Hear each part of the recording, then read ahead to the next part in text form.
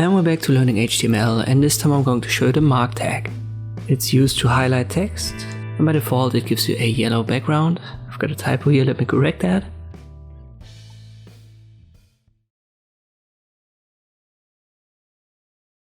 We can change this color via CSS, but let us first just use it in its default style. So opening closing tag, and now I've got the word highlight marked with this.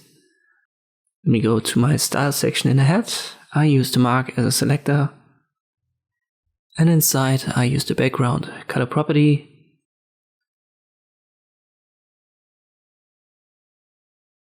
And I set it to green. And if I refresh it, you can see the background color has now changed to green. Maybe I use a light green in this case. But this would be the process that you can use to change the background color. Once again, by default, it's always yellow.